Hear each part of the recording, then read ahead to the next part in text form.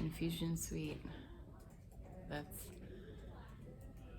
beautiful compared to infusion suites that I've been in the hospital. There's a little girl walking by,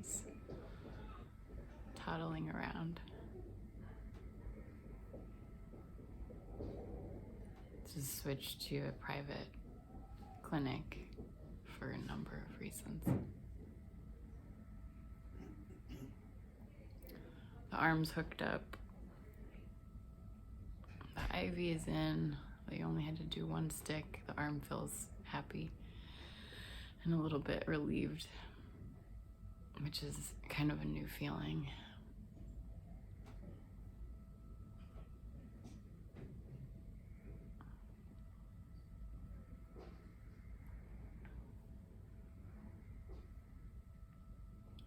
And the question, if I'm remembering it, is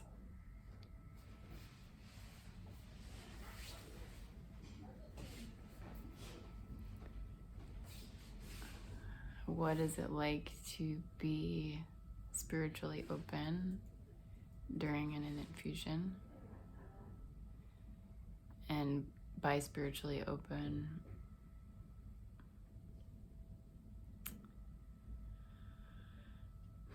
I'm trying to remember how that was intended. Open to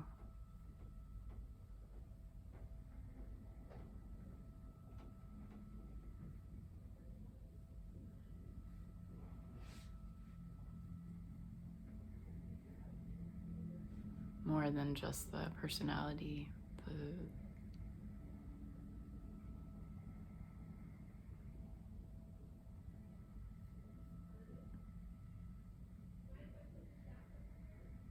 open to what's alive here.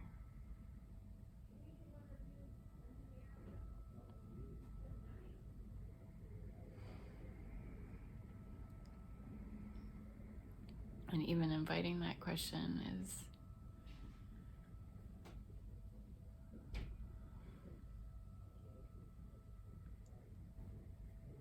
the energy is warm and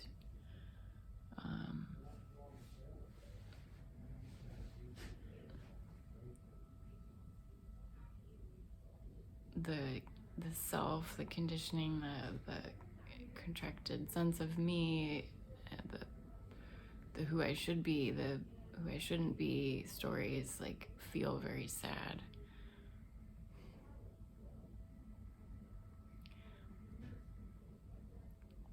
They feel very sad.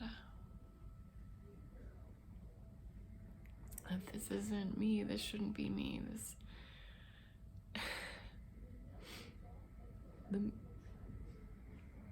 the me should not be hooked up to an IV. The me should not be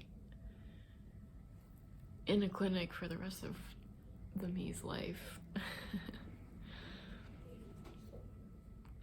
And there's a lot of sadness. It's surprising right now to feel it.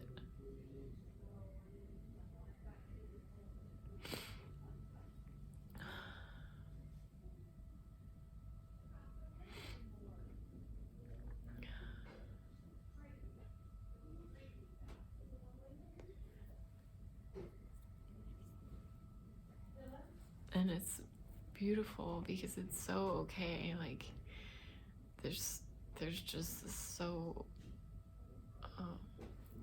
undeniable okayness of just like, this isn't, that small contraction is just a sliver of all of this in this moment. And I'm not referring to all of this world, this galaxy, this universe, although maybe that's being referred to, but this life, this Chelsea's life, like the aliveness here is so warm and full and allowing of that sadness, and also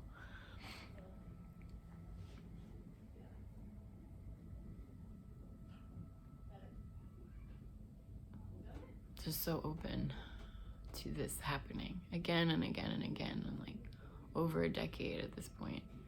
I won the prize, apparently, according to my nurse today, for how long I've been on this the treatment, and there's been so much trauma in the past around this particular drug and how the story of what it does was presented to me of like, oh, by the way, it could also cause fatal brain disease. And suddenly, okay, how many years of fighting that, and my veins fighting it and contracting and blowing out, and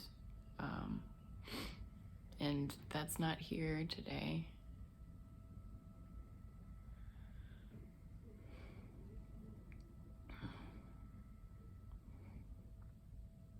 And just naming that, there's just like so much love for what this person has lived through. It's just like such a sweet affection almost, of just like how much of her life there's been a resistance to even looking at this, or looking at her, or looking at what has been the experience, because there's been shame, there's been a lesson of who I shouldn't be. I shouldn't be ugly, I shouldn't be disabled, I shouldn't be sick, I shouldn't look at myself, I shouldn't talk about myself, I should be okay, I should be strong, I should be a hero. All of it, it's endless. And really just like allowing that to be, allowing this person's life, my life, to be seen. There's so much affection that comes up. It's just, and it's really only in this moment. Like, it doesn't get dwelled on, it doesn't get carried over. But in the aliveness, when there's an allowing of this to be as it is, yes, there's sadness and grief and maybe trauma sometimes in these infusion suites in this moment. Really seeing the me, it's paradoxical.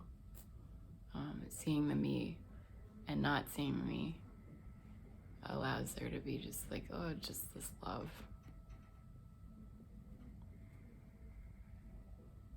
And so anyone who like spiritualizes illness and disease as something that you need to get over or work through,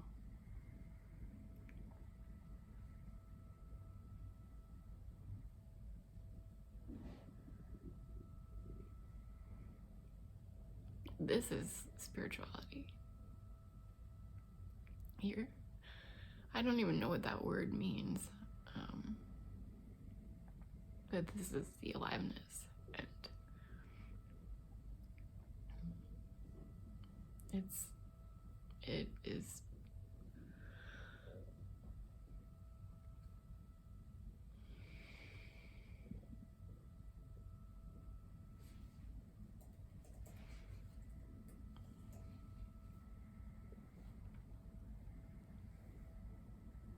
very alive.